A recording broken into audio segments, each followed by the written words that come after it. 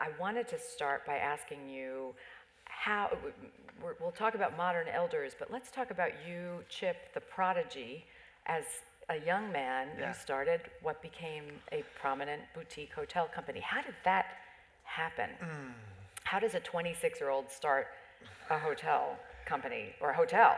How does a 26-year-old do anything? I don't know. Well, first of all, it's great to be back in Southern California. I grew up down here. I grew up in Long Beach, and went up north for college and graduate school, and then a couple years out of graduate school, Stanford Business School, I was working as a real estate developer, and I noticed something about the fact that it seems like any friend that was coming to San Francisco to visit me was sleeping on my couch in the living room. Nobody would ever stay in a hotel. And so I had my focus group of one, and I kept asking them, why don't you stay in a hotel? And everybody said hotels are all expensive or really boring, and most are both. And so that focus group experience and the desire to no longer have people couch surfing out at my house meant that I started to look at hotels. And it was about that time that boutique hotels were getting off the ground. Ian Schrager in New York, Bill Kimpton in San Francisco.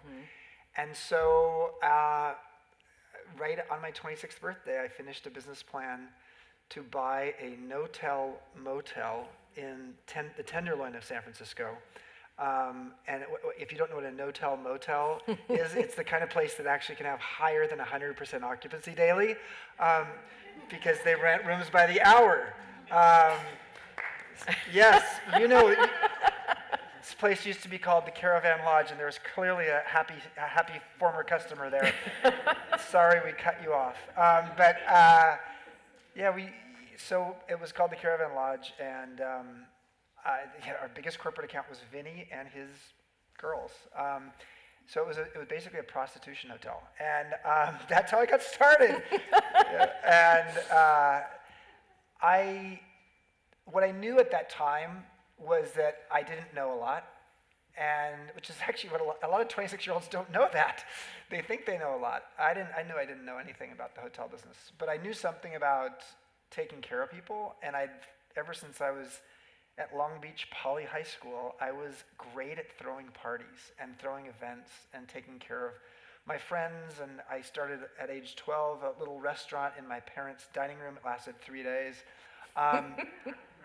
But I had it in my blood that I wanted to take care of other people, and that's why I called the company Joie de Vivre, which means joy of life. It's a terrible name because no one knows how to pronounce it, spell it, or what it means, but it means joy of life in French, and there are very few companies where the name of the company is also the mission of the company, and I liked that. And so, yeah, started it, and then 24 years later, we had created 52 boutique hotels. We were the largest independent hotel company in California by far, the second largest boutique hotelier in the US. And like most people who grow something big, you probably didn't realize that when you bought the no-tell motel that that's what was going to happen, or did you? Is that what your goal was? No, I had no idea. It was called the Phoenix. It's a sort of a rock and roll hotel where all the musicians from LA come out. Yeah, who's been to the Phoenix? Yeah, there she is, front row. Yeah, here's a few of you. Yeah, and so the Phoenix is a funky place. And I didn't know that there were going to be that many. And what I knew was that I wanted to try one and see how it felt, and then, and then go from there. And the first one, against all odds, was very successful. And so I kept at it.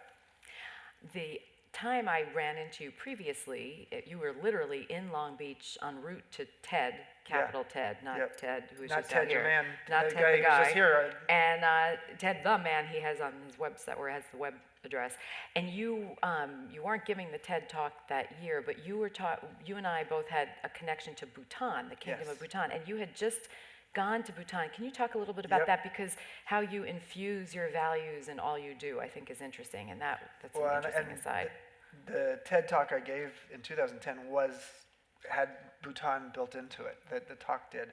Oh, right. I went to so we all know we had a Great Recession started around 2008, and I also had a Flatline experience in 2008 where I was giving a speech in St. Louis after I'd written a book called Peak, How Great Companies Get Their Mojo from Maslow. And I had a bacterial infection in my leg and a broken ankle. And I was on crutches. And of course, I shouldn't have been in St. Louis giving a speech. And I ended up going Flatline.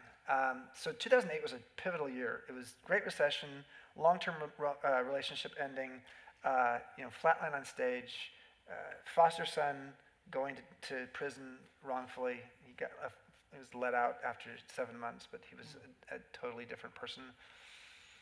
So that whole experience brought me to a curiosity about happiness. Sort of a weird irony because I was definitely not in a happy time.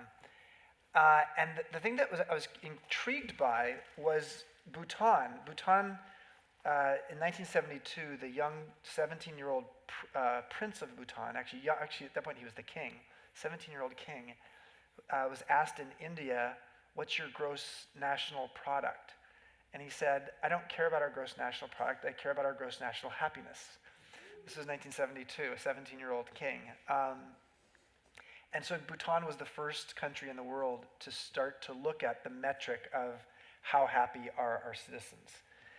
And then many, many other countries. There are 50 countries around the world that now do it. The US is not one of them. But what I was intrigued by was the idea of how do you measure an intangible?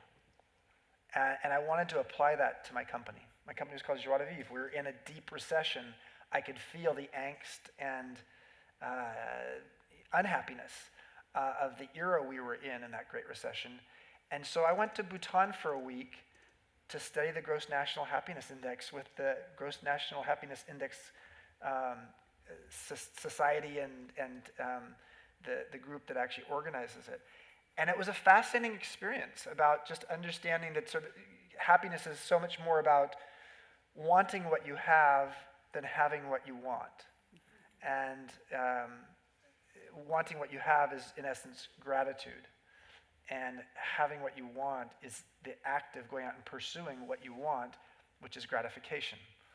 And so I came away from that with this sense of, wow, happiness equals gratitude divided by gratification.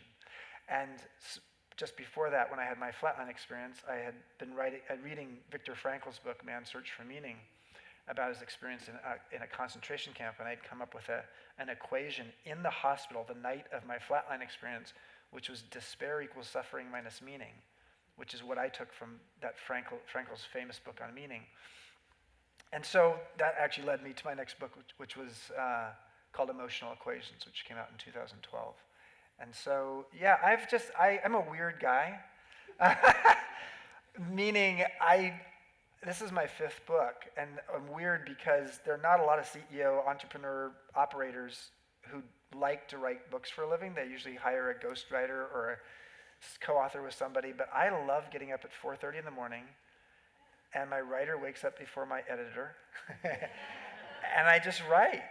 And I write about my experiences, and I write about my learning, and it's a way to make sense and make meaning out of what I've learned along the way, and I guess my wisdom. And so I guess that's why I'm here right now.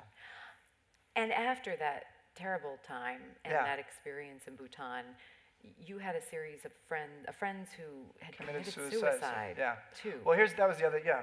Gosh, it's going to get better. I promise you.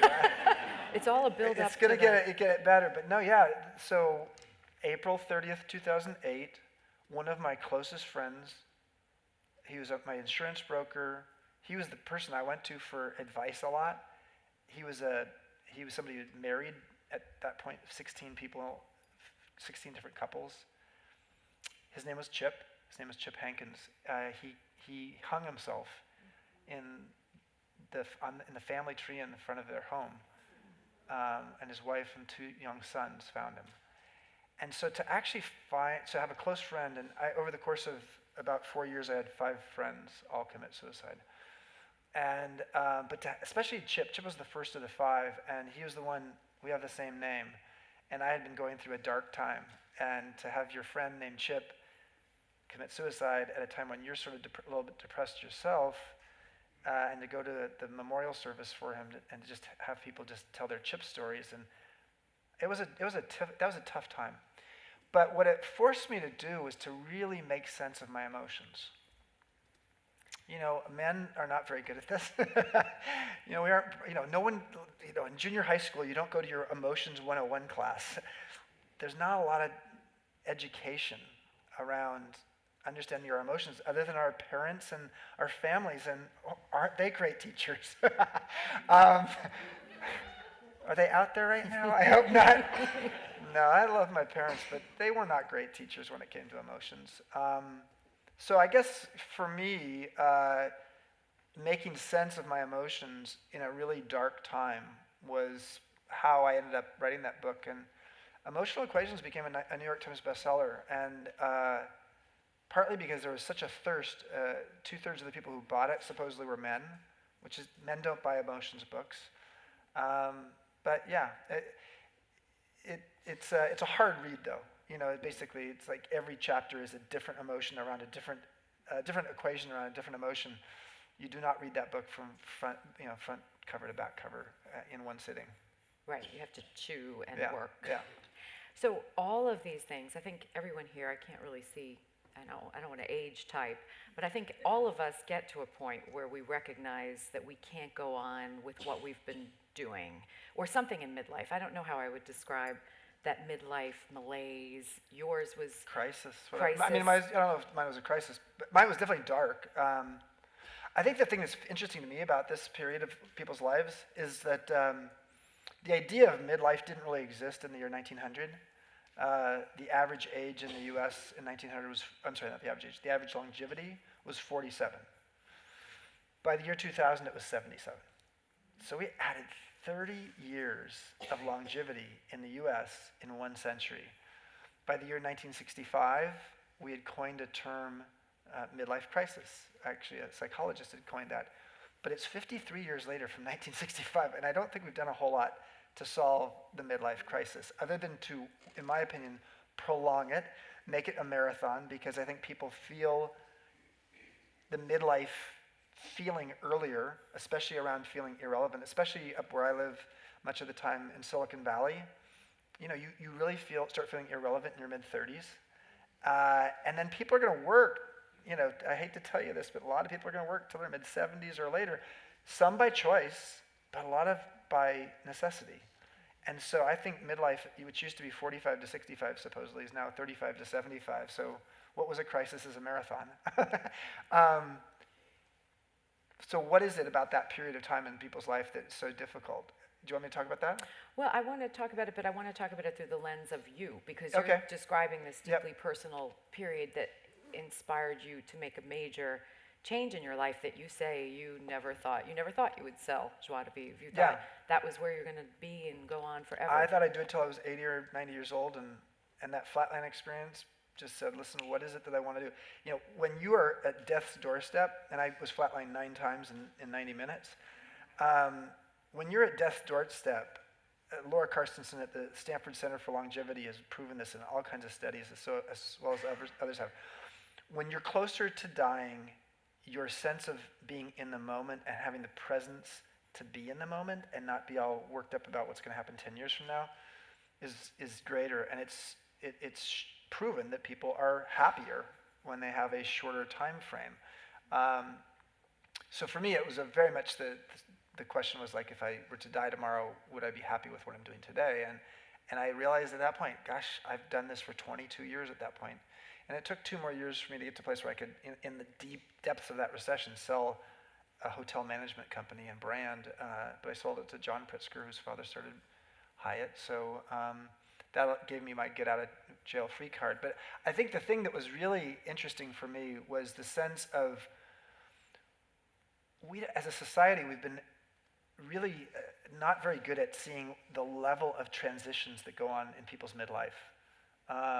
We're really good as a society in understanding other transitions in life. You got puberty, so you got a bat mitzvah, a bar mitzvah, a quinceañera. You've got between adolescence and adulthood, you have a commencement exercise because you're graduating from something. You're going to get married, you have a wedding, you have a baby, you have a baby shower. You die, you have a funeral. But between baby shower and funeral, nada. There's nothing, and it's partly because in 1900 there wasn't a lot. But if you think about the transitions we go through in midlife, you may lose a spouse, you may get divorced, you will lose your parents probably. You'll change your job or career potentially. You'll get laid off. You'll have menopause. Men will have andropause. You will potentially, if you have kids, you'll have empty nest syndrome, et cetera, et cetera. You'll have health diagnoses. 2 months ago, I found out I have intermediate stage prostate cancer. That came out of left field. It was on the second day of my book tour. It was the day before I was giving a TED Talk at TED headquarters that's now on TED.com about intergenerational collaboration.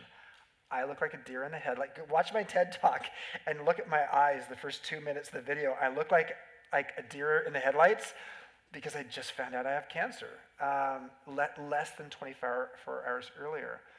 These are the things we learn in midlife, and then also what happens in midlife is, especially in people's 40s, is the mashup of all these different identities and responsibilities we've had all come together, and you sort of just feel like the accumulation of, I just can't handle all this anymore.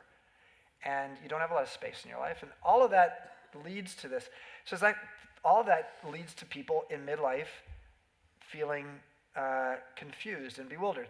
Now add to that the era we live in today, where we're all going to live 10 years longer, 15 years longer maybe than our parents, and yet power in a digital society is moving 10 or 15 years younger, as evidenced by my experience at Airbnb, reporting to someone who's 21 years younger than me, who I also was mentoring. I was his mentor, and he was my boss. Let's step back and say, so you sold the hotels. Yep. You didn't know what was next right then. No, zero. And so you were, what did you do the first day? I mean, when did the Airbnb call come? The Airbnb call didn't come until about 2 years later. Wow. So actually 2.5 years later, I did a lot of things. I mean, I was still overseeing, I was executive chair of the company, so I didn't sell all of my shares at first. I sold them over time. So I stayed on for a little while, and then I decided to become the world's leading expert on festivals. So I was going to go around I was like, you know that guy, what's the guy, is it the Dos Equis commercial? Who's the world's most interesting man, or person, or human, or whatever? All I wanted to say is I wanted to be this person who, I've been on the board of Burning Man. Who knew Burning Man had a board? Yeah, what does that mean? I mean, exactly. It's like an anarchist organization with a board. That doesn't make any sense. So but I was fascinated by the following.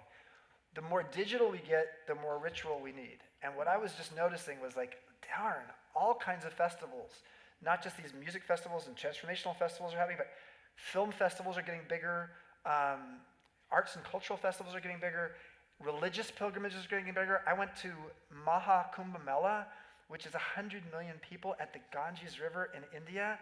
100 million people at a festival. Imagine that. Where are the bathrooms? Yeah. I mean, that was a trip. I mean, it was crazy. Like people walking hundreds of miles with no shoes to come to this thing, this pilgrimage. So I was fascinated by that. I created a website called Fest 300, which featured an annual list of the 300 best festivals in the world. And I thought that was like, well, that's what I'm going to do from now on. I'll just go to festivals of all kinds, and that sounded fun. And that's when, and I wrote the book Emotional Equations during that time, when I was after I'd sold Joie de Vivre. And then it was early 2013, almost 6 years ago, that Brian Chesky, co-founder and CEO, called me up and said, you don't know me probably, but we have this little tech company that's growing pretty quickly called Airbnb. And I said, I don't really know what that is, Airbnb. What is it? And it's like, here's a hotel, you're like clueless about this huge competitor, future competitor. And the more he told me about it, I was like, okay. And then he said, would you like to help us democratize hospitality? And so I was like, wow, that sounds interesting. So we got together, and I was really fascinated by him. The business, I was like, really? People staying in each other's homes around the world? I don't get that. But he was a curious soul, really rapid-fire brain, and it was clear that he really wanted me to be his mentor, but he also wanted me to help turn this into a hospitality company. And so I said yes, 15 hours a week, and within 3 weeks I pulled him aside and I said, this is 15 hours a day. And he looked at me and said, he laughed and said, of course it is, what'd you expect? I was like, well, I don't have 15 hours a day. He said, well, then it's your choice. And 3 weeks into it, it was like Chip's choice. Do I dive into 70-hour-a-week kind of life this is going to be? Or do I go back to doing my festival thing? And I decided to jump on the Airbnb bandwagon, but we kept it for 5 months, completely secret. No press, anything, that I was in the organization. And it's a true story. We went 5 months, and it was partly because we just wanted to see what it was like. I was, for 24 years, a CEO of a company. I grew from 1 person to 3,500 people. And would I be okay with the idea, and would Brian be okay with the idea of us being in this organization, and it wouldn't be difficult for us to work together, and I needed to feel comfortable with the business, and the fact that I thought there were a bunch of regulatory things that we needed to do, and we needed to start paying hotel taxes, or hospitality taxes, or occupancy taxes, and ultimately we got to that place, and I said, okay, I'm all in, and so for 4 years I was doing 60 to 70 hours a week, like a 25-year-old, surrounded by people who were half my age. But just to go back to him for a second, that was incredibly progressive and forward-thinking. I mean, for him to have called you in the first place and to have welcomed you in. Can you talk a little bit more about where that came from? When he wanted to know about safety and security issues, he reached out to George Tenet, the former CIA director. So this guy had no shame, and he was just like, Brian would call whoever he thought was the person, and in the early days, nobody was helping him find those people because who knew what Airbnb was? But as Airbnb started getting some progress, the Silicon Valley investors started to invest, and then they helped open doors for him. A lot of the Silicon Valley young CEO, hoodie-wearing CEOs are full of hubris, and Brian can at times be that way as well. But generally speaking, Brian has recognized that the only way he's going to get smarter and especially wiser is if he listens to people who've been there and done it, and he can learn from them, and it can maybe accelerate his path of learning. And unfortunately, a lot of his compatriots don't do that. But I think that's the future. This is what the book is really about, is the idea of, well, if power is moving 10 or 15 years younger, and in fact we have people in their mid-20s becoming billionaires, do we expect these young digital leaders to miraculously embody the relationship wisdoms and leadership skills we older workers have had decades to learn? I think it's silly for us to think that they're going to have that kind of experience. They may be brilliant at a set of things, but why not pair them with people with a little bit of experience who are not just there to be revered as the elder. The traditional elder of the past was all about reverence. And I think the modern elder is about relevance. And what does that mean? It means to be relevant, you need to be as much of an intern as you are a mentor. You need to be curious and wise at the same time, which you can be. Curious just means that you have an insatiable desire to learn more and you're really fascinated by life. Wisdom means that you're collecting and distilling information and knowledge into something that's essential and you know what's right. Knowledge, back to equations for a second, knowledge is an arithmetic equation. You get more and more and more of it. Wisdom is the division of that. It's the distillation of what's most essential. And as you get older, you get clearer about what you think is essential. And that's what wisdom is all about. And that's why having someone like me was helpful to Brian, because frankly, Brian, when I joined the company in early 2013, we had 30 different strategic initiatives. Nobody in the company, including Brian, could actually list them all. And we were going in way too many different directions at once. And so part of the process was to figure out, okay, my editing mind said, okay, we got to get down to 4. And for 2013, later in the year, we will determine the 4 that we'll pick. And so that's a form of wisdom in the editing function. But how did it manifest itself? You show up, they didn't announce it. Here's this guy. Well, inside the company, everybody knew. So everybody knew in the company, but we were sworn to not talk to the press about Chip being there. And so everybody knew who you were and your background, but how did they react to you? Who's the old guy there? Even though you're a cool old guy. Yeah, it was the part that was beautiful, I would just say, yes, first of all, it's one thing. I was asked to be there, and I was 52 years old. That's unusual. So my situation is not normal. So lucky me. And this is part of the reason I wrote the book, and part of the reason I created this Modern Elder Academy, to say, there's a lot of other people who are not so lucky.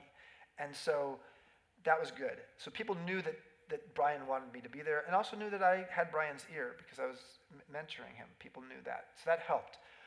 But the other thing was people were really interested by hospitality. They liked the idea that we could be a hospitality company. So a lot of tech people are like, yeah, that sounds interesting. It's different. And the idea that we could help people belong anywhere. That was one of the things we first figured out when I joined, is like, what business are we in? You know, we're in the home sharing business, but that's like generic. Mm-hmm. Like, what business are we really in? And so we asked that question 5 times. Like you would be Brian, and I would say, Brian, what business are we in? And Brian might say, we're in the home sharing business. And I'd say, thank you, Brian. Brian, what business are we in? And then he'd have to say another answer, but he couldn't answer it twice. And so we did that exercise with the top 12 of us in the company, and it helped us to ultimately get to distill it down to saying, we're in the belong anywhere business. And Marriott's not in the belong anywhere business. And so that kind of approach to thinking about our business helped a lot of people in the company say, yeah, we belong anywhere is not what a tech company necessarily does. It's what a hospitality company does. So I think people welcomed me because I was unusual. Of course, the Burning Man thing didn't hurt in terms of these young people. But I think more than anything, what people appreciated, one person said this to me, and I really appreciated it, said, Chip, you intern publicly and you mentor privately.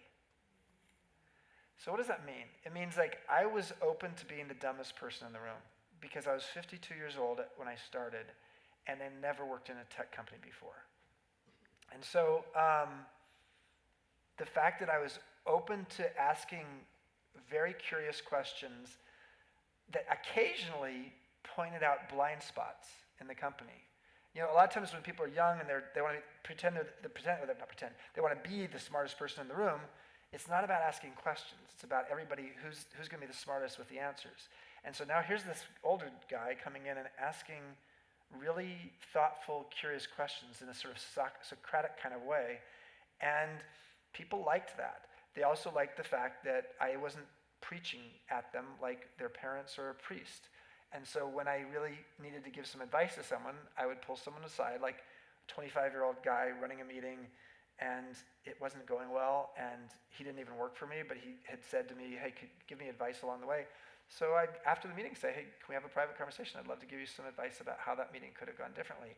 But I'd only do it if they asked for it. And ultimately, over the almost 6 years I've been there now, I've mentored over 100 people.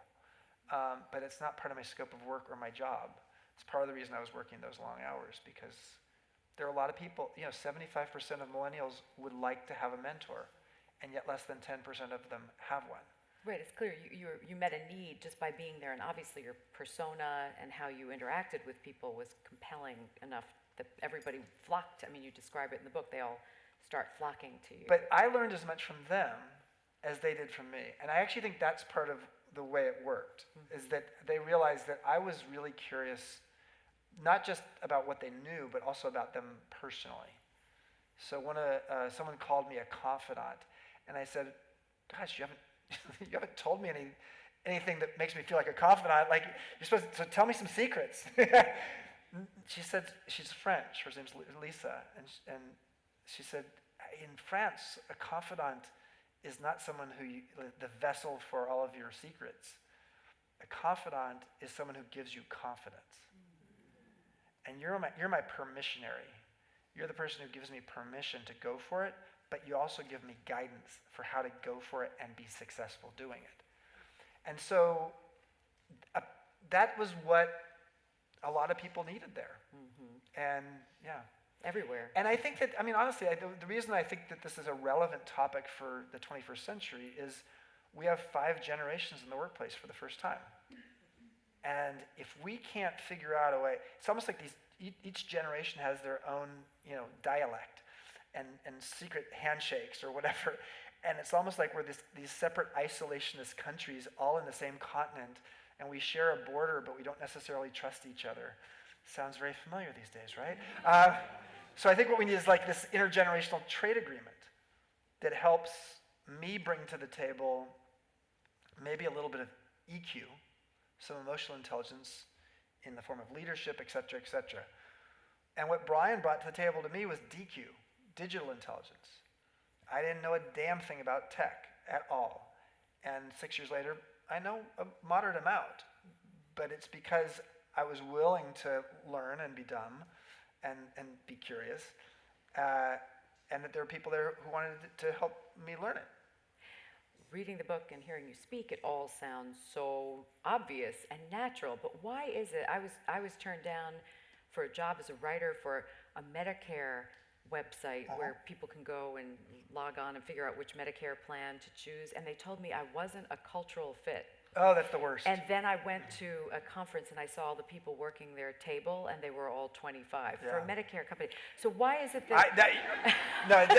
So why is it not so obvious? And that's a really extreme. No, I talk absurd- about the culture fit like that.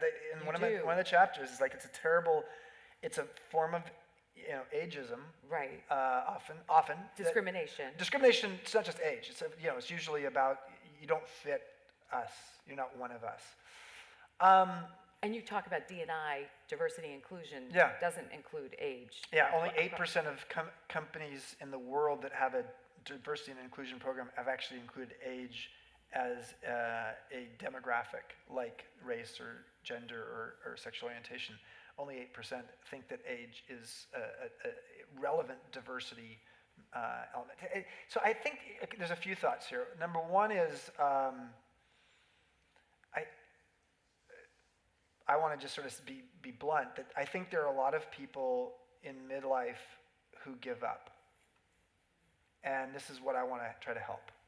And I've seen them. And some of them give up and commit suicide. But some of them give up and they're still here on the planet when they're taking opioids. Or they're frankly in a job and they're bored as hell. And or they're unemployed chronically. So let's just start by saying, the number one, the 10 years ago when the recession happened, the people who got hit the hardest in terms of layoffs were generally people in midlife, and it was mostly men more than women. And so some of those folks have not gotten back on the horse. Right. So some of it's just the fact that we haven't really created a means for people in midlife to figure out how to repurpose themselves and get their confidence back, etc. So that's one thing. A second thing is, there is ageism because there's a lot of myths and stereotypes about people who are older. They're more expensive. They're slower. They don't want to learn. They don't, they're less collaborative. And chapter 9 of the book, which I wrote for basically the HR directors of the world and a few CEOs, speaks to each one of these stereotypes and how some of them are actually slightly accurate. Most of them are not accurate at all. In fact, many of them are quite the opposite. And so I think what we have to do is start to help people to see that the stereotypes don't exist. Part of what I think the way to do that is not to go hit people over the heads and saying, you're ageist, you're ageist. It's more like to just help to create a new kind of elder. I call it the modern elder. I know some of you, elder is not a palatable word because it sounds like elderly. But, being black in the 1950s in this country was also not a word that people owned because, frankly, black in the South meant it was a derogatory term. And it was the 60s where black is beautiful. Actually, Malcolm X and others brought the idea that black was a powerful word. Same with queer. Queer is a word that now a lot of people actually sort of embrace. But listen, when you're on the schoolyard, in your teen years, the last thing you ever wanted to be called was queer. So I think the idea of taking back a word, and I think taking back the word elder and recognizing that elder is not the same as elderly. If we're going to live to age 100, there's going to be a significant period of our life where we are going to be relationally older than other people and still in the workplace, but not to the place where we've actually retired or, frankly, that later elderly are in need of frankly, getting service. Mm-hmm. So I don't know. I don't know what the right word is to describe that period of life. But to me, at Airbnb, I was called the modern elder. So I embraced it. All these people, it seems like you integrated really well at Airbnb. What are other people saying to you when you speak? It seems like such an obvious idea, like all sorts of diversity and inclusion. But have you seen any sense that you're making an impact and getting people to accept the idea that older workers Yeah. can contribute. Well, I think, the good news is I've gotten very positive reception from the venture capitalist private equity community that actually invests in these tech companies to realize, yeah, if Travis at Uber had a modern elder, he might still have his job as CEO. Right. So yeah, there's a lot of evidence of companies that could have used a modern elder at the table. So that's positive, and HR departments are really warming to it, partly because the unemployment rate is lower than 4%. And so it's like, how do I find great people? Well, maybe there are people who retired 3 years ago from your company, and people loved them, and there was a lot of institutional wisdom that went out the door, and you didn't have a policy in your company that a person could go from 100% work to 60% work, and do that for 3 or 4 years, and then go to 40 and then to 20. You just said 100% to 0%. It's like you have to go off a cliff. And that person's been out there now for 3 years playing golf, and they're bored as hell, and they want to come back. So that's the retire and rehire phenomena that is becoming much more popular in a lot of companies now because of unemployment being so low. But then there's companies that are realizing, gosh, we have power within our ranks. We have people who have actually been here a long time. They might be bored, but they actually have a lot of institutional wisdom. And so why can't we do what Google did? So Google did something many years ago with their engineers who were a little bit bored, but were really talented. And they said they gave them the 20% time. Some people may have heard this. So Google engineers who applied for it would be given the ability to put 20% of their time into innovating a project that they think would be good for the company that's just their own project. So why not do the same? Why not have, if Airbnb had acknowledged that Chip is like a modern elder and there's all these people who want to work with Chip in a sort of mentorship relationship, what if I could have just reduced my scope of work and my workload so that I could have actually been that kind of Yoda or whatever I was in the organization, and I could be doing, new hire orientation and helping people get acculturate into the company because I know the company well. I could be sort of parachuted into a team that's really lost right now and needs someone to sort of help support them. And one thing about people who are older is we get better at collaboration and emotional intelligence. It's a skill that actually gets better with age on average. The other thing that's interesting about older people that a lot of people don't know is we know that our memory's not as good and we're not as quick as we get older. What a lot of people don't know is that your brain has all-wheel drive as you get older. What does that mean? It means you, as you get older, get better at being adept of doing the left brain, right brain tango, moving from the left to the right brain more adeptly and more easily so that you can get the gist of something and synthesize and holistic think in a way that you couldn't do 20 years earlier. Why is that important? It means it's part of the reason why Brian, 2 months into me being at Airbnb, said, you're in charge of strategy now. You're in charge of strategy for the company because you sit in those meetings and you can see where we're going to be 5 years from now. And I can only dream about it, and I have lots of ideas, but you can actually, you have this ability to synthesize everybody in the room's ideas, and that's partly because your brain, as you get older, you have to use it more efficiently. And the idea of being able to go left brain, so a lot of people don't know that. It's a relatively newly found piece of research. It's about 5 or 10 years old. But that kind of research needs to be brought to the forefront. And then we need to have examples of people who are doing this out there. And then I think we will start to see some movement. But it took years, and it's taken decades, and it's still not even close to being done. But yes, women in the workplace became a phenomena, and then became better and better and better. Still has a long way to go. This isn't gonna happen overnight. The big difference here, though, that I actually think there's a structural challenge for women, where they had to start from here and to get here. What we're trying to do here is saying, hey, we're here, and we don't want to go down here. Right. And so there's talent there, and the question is, how do you, instead of just sort of saying, okay, it's time for them to go, how do you actually imagine that maybe they could go to 3 days a week and they'd be really effective in that kind of role at 60% of the pay? So in that case, they are not more expensive, they're a lot less expensive. So I could go on and on, but what's interesting is to see there are companies that are now starting to focus on this, and that's encouraging. I did a story for the public radio show Marketplace, where I used to work, a couple weeks ago, about this website Ageist, which is all about I know, celebrating yeah. and glamorizing people who Yeah. are over 50. And I talked to a woman Mary Furlong, who's a marketing I know Mary. expert in the aging space, and she said that she'd done a focus group with people over the age of 90 who were adamant that they wanted better travel opportunities. Yeah. And they needed better travel opportunities that accommodated their unique needs. Yeah. All that to say that this is happening in the workforce, but it's also happening in the market world, that Yeah.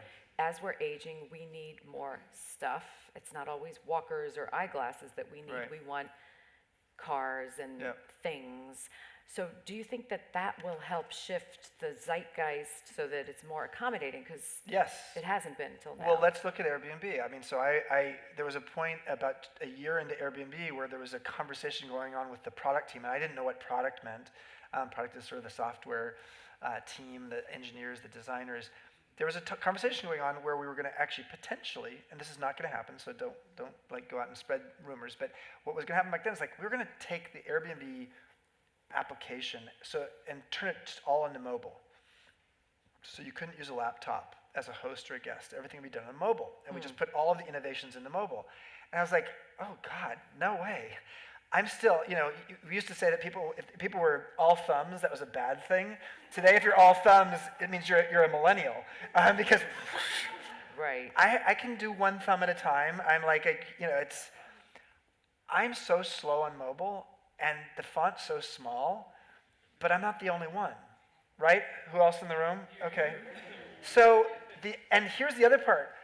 They were thinking about doing this at the very time that our fastest growing set of hosts in the world were hosts 50 years and older, and our highest scoring guest satisfaction for hosts were women hosts 60 and older. So how out of touch were we, based upon the average age of people in the room being 33? And so, yes, the answer is yes. You need to, whatever, it doesn't have to be just age related, but whoever your customer base is needs to be represented at the decision-making table. But it takes having someone around who says, To say, hey, this is an issue. It's nothing wrong with us putting a lot of energy into mobile, but don't get rid of the desktop, laptop option. It's sort of like a lot of people I've worked with in the years don't understand that not everybody has the advantages that they do because they're used to being surrounded by people who are advantaged. Yeah. Let's talk about the Modern Elder Academy, which is an interesting Sure. outgrowth of this experience. I mean, when did you have... I'm doubling down on elder. You're a good representative. We're happy to have you. I have my elder shoes on. You like these shoes? They're from Baja. So this is, speaking of Modern Elder Academy, I live part of the time in a place called Pescadero, next to Todos Santos in Baja California Sur, which is basically an hour north of Cabo San Lucas on the Pacific Ocean side. And I'm a really bad surfer at age 58 now. And I only started about a year ago. So again, there's things you can start in your 50s and 60s. If you know the longevity, side note, longevity site says, even though I have my prostate cancer now, says that, well, actually I did this before I knew that, it said I was going to live till I was going to be 98 years old. So 98 years old. Now if I'm 98, do the math, and you can do this for yourself. If I'm not going to live till I'm 98 and I just turned 58, and if I start counting at age 18, which is when adulthood allows you to sort of have choices in life, I am only halfway through. I'm halftime of my adult life. When you start to think that way, it allows you to imagine what are things that I would actually try and take up and be liminal with, liminal meaning sort of a beginner and in transition, and it allows you to imagine new things. And so I was living in Baja, writing the book, now a strategic advisor to Airbnb, no longer doing the long weekly grind there. And I was interviewing about 150 people who are in midlife around their experience about what is it like to be in midlife in the career world. And because my situation was privileged at Airbnb. they came looking for me. And I was really, I was really saddened, to be honest with you, just at the level of anxiety and bewilderment I was hearing. As people imagined, I'm anxious about how I'm going to pay for my extra longevity, and I'm bewildered because the working world today is not the working world that I knew of 15 years ago. And I feel like I'm irrelevant. And there's like this new irrelevancy gap that's been created. And so while I was there in my home, I just imagined, like, what if I created like this academy? I'm on the board of the Esalen Institute in Big Sur as well, so I like personal growth. And so I was like, okay, what if I could combine my boutique hotel background with my Esalen personal growth background, where I've taught for 12 years now, with the content of this book? And what if we were to create the world's first midlife wisdom school, where people come for a week at a time to navigate their midlife transitions and think about how to repurpose themselves for the second half of their life or the next few decades. And it was just a weird idea, and then I just started buying all of the land and the homes around me and built a campus with 3 acres. And the first half of this year, January through June, we did a beta period. Beta is a new word I learned at Airbnb. So like this test period, had 153 people go through 14 weeks of programs, a week or 2 weeks at a time. And it went really well. And so it opened this fall. Yeah, well, there you go. Thank you. Bill here, it was actually, he was like in the first graduating class. And yeah, and so...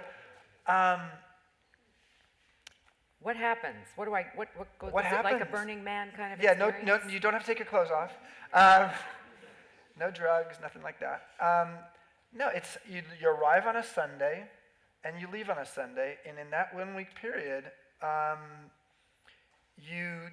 you're with.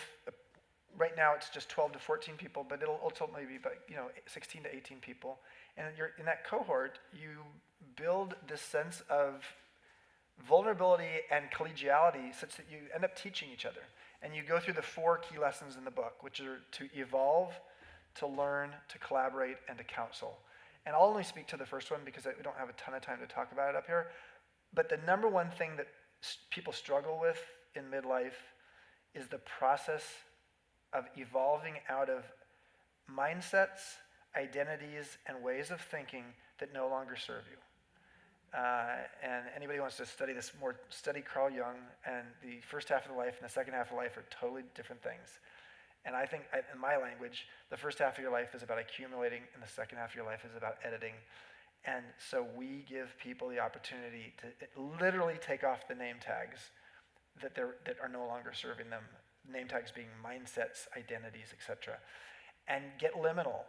Literally, get liminal means the ultimate liminal experience is the caterpillar to the butterfly.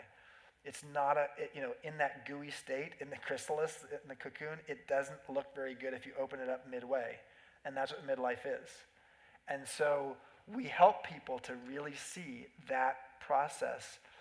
And I don't know, Lisa, I can only say that I've been a very lucky person in my life. I started a boutique hotel company at the early stage of the boutique hotel era, and it did really well. And then I joined Airbnb in the very early days, and it became a pioneer, a disruptor, and not always well-loved. But certainly it was ahead of the game. And I really think of all of these 3 things, this is the thing I'm most excited about, because there's no midlife wisdom school out there in the world. There are facilities like Omega on the East Coast or the Esalen Institute, and they're basically places where people go teach, but there's no core curriculum, and it's not focused on a specific demographic. Right. So I'm excited about it, and it's been, based upon the response of Bill's cohort and the one that just ended. Literally I flew in last night because we had a cohort just finish yesterday, from 5 countries. Bill's group was 14 people. This last week was just 12. But 12 people from 5 countries came in. People flew in from Adelaide, Australia, and Cambridge, England, to experience this thing. And At the end of the day, what people come away with is the sense that they're not alone. They have a group of people that are probably going to stay in touch with the rest of their life. They're going to help to encourage them about what's next for themselves. And they have a newfound confidence because they've been able to mine their mastery and understand underneath that LinkedIn resume, beyond what you've learned and all of the, the bullet points of all of those skills, what is it that you're truly wise at? What is it that you've built some mastery around? And how do you take that out to not just the marketplace, but to the world to help, improve the world?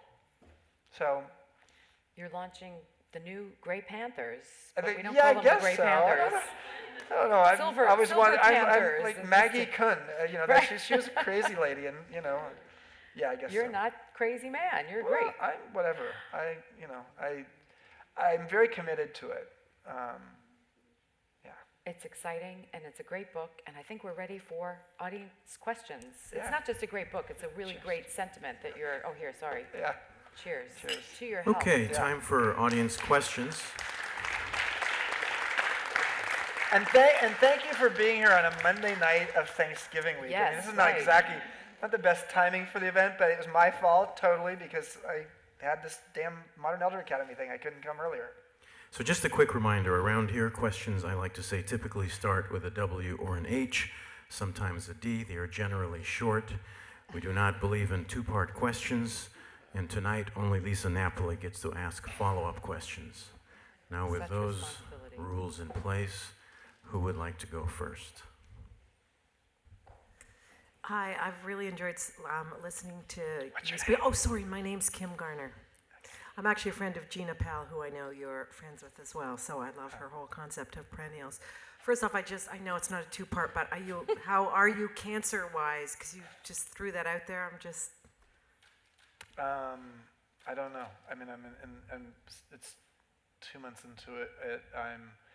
There was good news about my genome study, but I'm intermediate stage, and at a relatively young age, I have an 80-year-old man's prostate in me. So we'll see. I've now started to get some symptoms in the last week.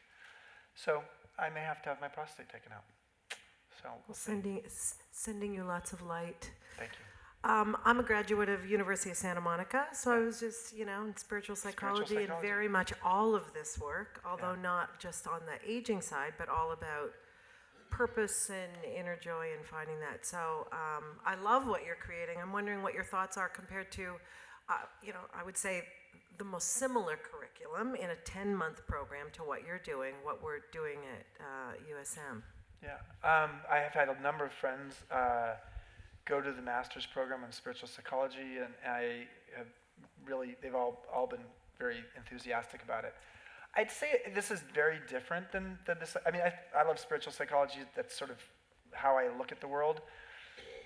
I would say this is probably more practically oriented toward a mainstream audience in the sense that people are coming there. There's a foundational learning around mindfulness in our program, and it's foundational, but it's also some of the things we do that's the optional parts of the day if people don't want to do that. So I would say that our focus is predominantly on, it is definitely similar to USM in the sense that it's going deeper into who you are, but it's then actually how do you put it out there in the world. And it's not sort of a precursor necessarily to people going into coaching exclusively or things like that, which is, I think, a spiritual psychology program. A lot of people go into coaching and counseling professions, not everybody. But I would say 5% of our people are sort of going in that direction. More people are actually looking at how do I go out and repurpose myself in the tech world or in nonprofits or in education or things like that. So, but lots of similarities. Yeah, so there's... Oh, wow. Hi there. Hi. I'm Nate. There seems to be a growing concern about AI and automation and what this technology is going to do to jobs and the way that we think about work, that we're going to lose a lot of jobs as a result of that. Is that something that you think about in relationship to this other kind of function that as people get older they could play at work that can't be an AI invented, sort of thing? There's so many theories on this, and I find it fascinating because the theories sometimes are exact opposites by really smart people, and so I'm not going to try to pretend to be smart on that subject. What I will say is this. I think that the more that technology gets commoditized and robotized and our AI becomes sort of dominant in the society, the more the things we'll need are the human qualities. I think human qualities will be the thing that just differentiate us and are the things that people will not be able to get from a robot, or from artificial intelligence. So I'm encouraged by the fact that that's positive for those of us who are older, and our physical peak is our 20s. Our financial peak from a salary perspective is 45 in Silicon Valley, around 50 in the general population. So it's downhill from there. But our human peak, our emotional peak, is 50s, 60s, 70s, 80s. And the U-curve of happiness, for those of you who've heard about it, for those of you who don't, the U-curve of happiness basically says that, and has been shown across almost all cultures in the world, that generally speaking, people, you hit your bottom point in your 40s, sorry to say that to you people in your 40s out there in the crowd, and then you start to come back. It's like you, from about mid-20s on down to about 45 to 48, it's sort of a slow curve down, and things get better in your late 40s, in the 50s, and people in their 60s, people in their 70s are happier than their 60s, that are happier than their 50s, they're happier than their 40s. So there's something about developing a pattern recognition, and to my mind that is what wisdom is all about, is the pattern recognition around humans. We get better at that as we get older. And that is, I think, a quality that will be still very important and prevalent in a world that becomes even more technologized. Hi, my name is Deborah. I like to say a recovering litigator, and I've been a mediator and arbitrator for over 25 years, and I've reached that point where I know how to do it, and I'm not thrilled with what's going on in my market.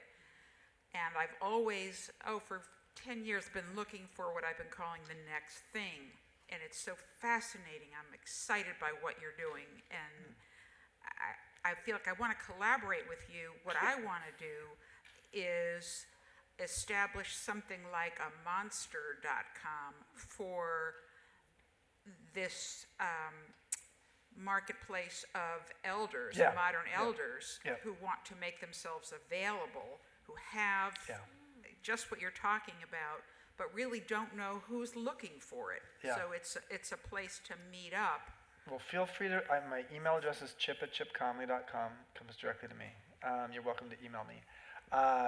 So what I'll say about that, do you mind if I say something about that now? I hope you will. Yeah, so I think there are definitely, just in the last 5 years, there's been a 3 times growth of silver executive recruiters that sort of focused on people who are older to help fill positions.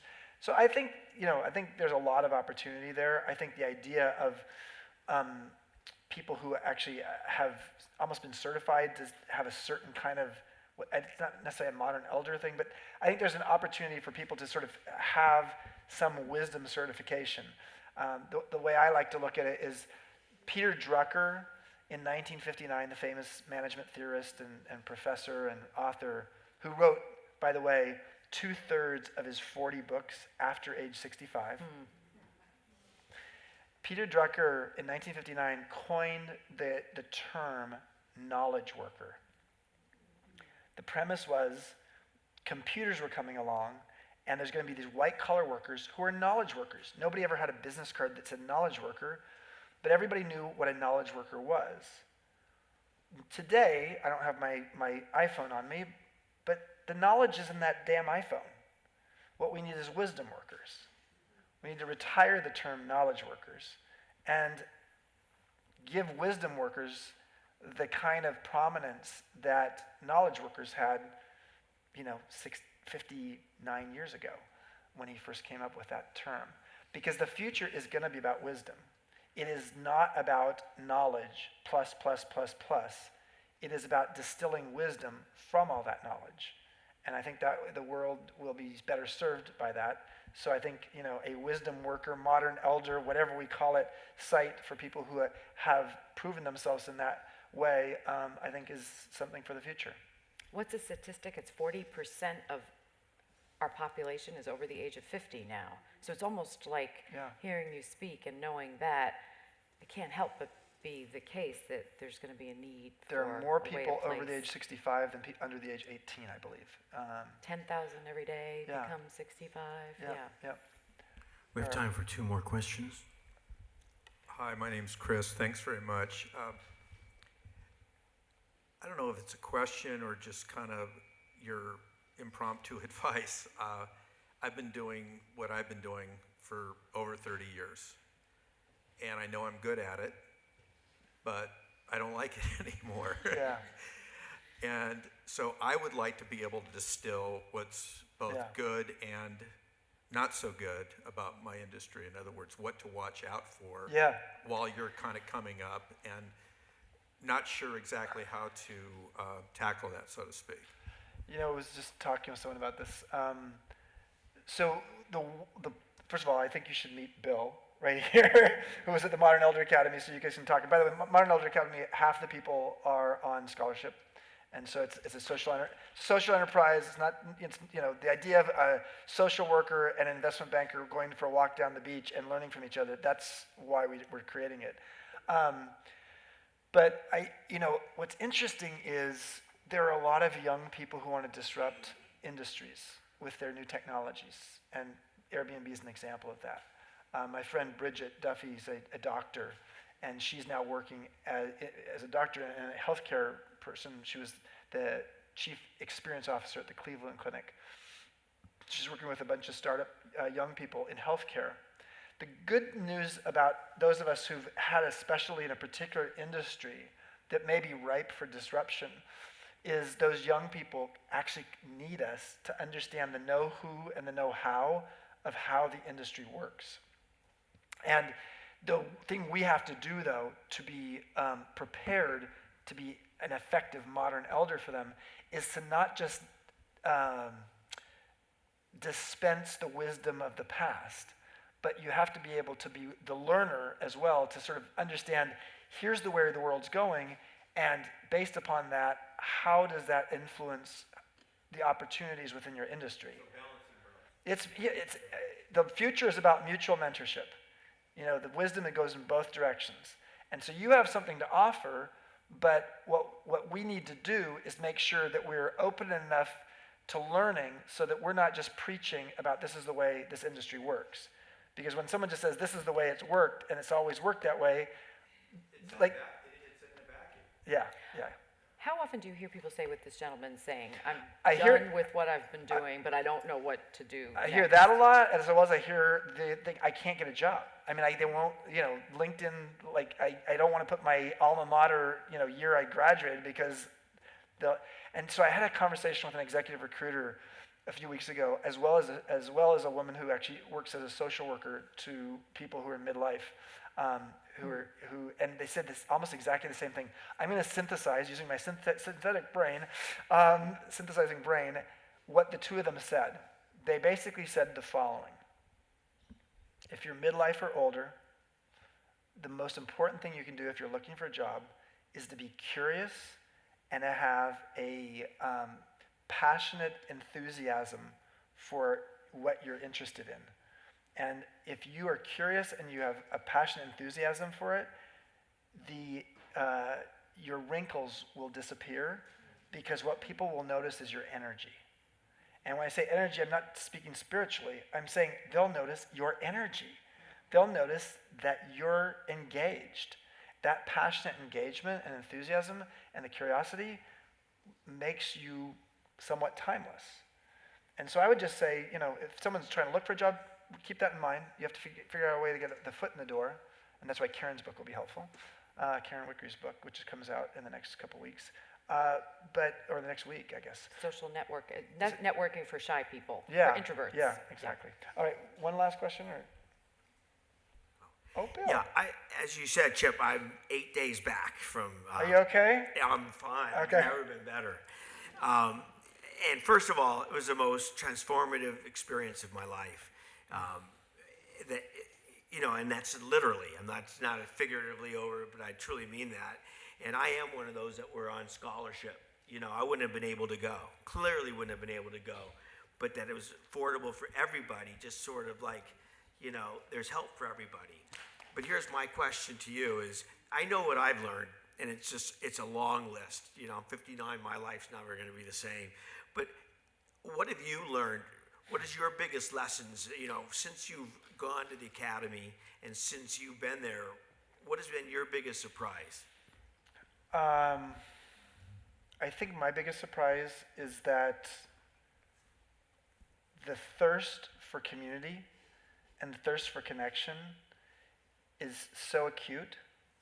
I think probably across all society, but I think people in midlife particularly, and I think midlife men particularly, getting back to something we talked about earlier, when someone chooses to go commit suicide, there's probably a lack of connection that's at the heart of that, along with other things sometimes too. But I think the sense of what's been so beautiful in terms of all these cohorts is to just see people who don't know each other show up and get vulnerable and connect and see almost, there's Emile Durkheim, last thought. Emile Durkheim is a sociologist, French sociologist, and 110 years ago, he coined, I like all the coined terms, he coined the term collective effervescence. Collective effervescence is what happens when people's sense of ego separation starts to evaporate, and what comes in its place is a sense of communal joy. And he studied religious pilgrimages to understand that. It very much describes the Burning Man phenomena. And it very much describes, I think, what's happening at the academy, is we live in a society where we separate ourselves, and we have an ego that is part of that. And I'm talking about the sort of the formation of an ego to sort of have an identity. And you go around the world with that, and then we bring people together who don't know each other. And in the first couple of days, and talk to Bill separately about this, but we find a way to help people evaporate their identity and ego in a healthy way, connect to each other, and then find that communal joy and connection with each other. And from that, feel a new sense of purpose, as well as the sense that they're not alone. And so I guess my biggest learning, to answer your question, Bill, is that I thought we were there to help train people to become modern elders. And I think really what we're there is to help people realize the power of humanity when you strip away all of the name tags that define us. And underneath that is this beautiful human that hasn't felt that connected since summer camp. And our final question for the evening. Hi, Chip.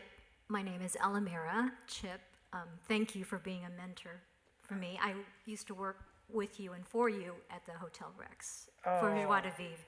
And I really appreciated that time when you were there, because one of the things that stood out, and which is very curious because it sounds like a running theme, the core values that we grew up with when we were helping the group grow was to, just kind of elevate everybody's hopes and dreams. You often said that, I don't know what percentage of the people that you worked with were people who cleaned toilets, and what was important in their lives, what would make them feel fulfilled. And now that I am in my midlife and that I am making myself more relevant, I've sort of followed your path. I went into a software development boot camp after leaving Joie de Vivre when you left. And the thing that I learned about it was that as we get older, it's easier to just kind of let go of things. I liked how you said about distilling what's important. My question is, with the academy, what's your vision? I know what your vision was when it was with JDV. We worked together at Airbnb as well too, and knew what that was. What's your vision for the academy? Thank you. It's great to see you. So having been on the board of Burning Man and Esalen, and also an institution that's sort of well known in San Francisco called Glide Memorial Church, Reverend Cecil Williams, I was on the board there for 10 years. What I love is when an institution, a social enterprise, a nonprofit, does what they do well, it becomes a role model for others, and it becomes a catalyst. So I have spent most of my life being a for-profit entrepreneur, and now I'm a social entrepreneur. And a for-profit entrepreneur finds a customer need and fills it.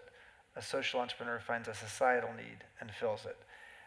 My hope is that by creating a robust and very successful modern elder academy in terms of the graduates we have and the influence it has in the world, that it leads not to me having market share and having lots of dots on the map, but it leads to, as is true for Burning Man with hundreds of festivals around the world that now try to emulate Burning Man, as with the Esalen Institute, which led to hundreds of personal growth retreat centers around North America, as with a progressive church like Glide Memorial Church that does good works in the streets. There are a lot of other churches that have adopted Glide's approach. I think we could do the same. I would love to see 100 midlife wisdom schools, maybe none of them other than the one in Baja called the Modern Elder Academy, but these, in the Sacred Valley of Peru and in Kyoto, Japan, and in the Berkshires of, Massachusetts or the Catskills. And, I think the idea that, I'll finish by saying, we grew up with a 3-stage life. You learn till you're 20 to 25, you earn till you're 65, and then you retire till you die. That model, the millennials are teaching us that model doesn't exist anymore, and that model is evaporating for most of us in our age. In its place is this idea of lifelong learning. In its place is this place of saying, how do I take a sabbatical occasionally to imagine my life differently so that I don't spend 30 years, and I totally respect this, to sort of say, you know what, I want to try something new.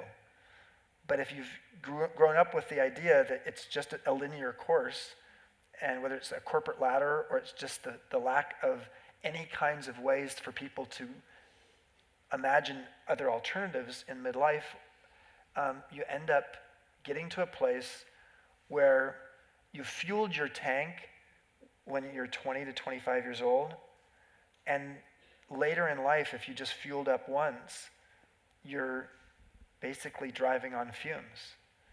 And I think life is more than a one-tank journey.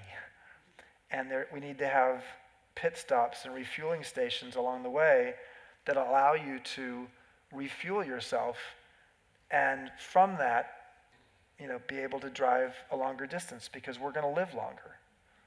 So that's my vision. Thank you for coming tonight.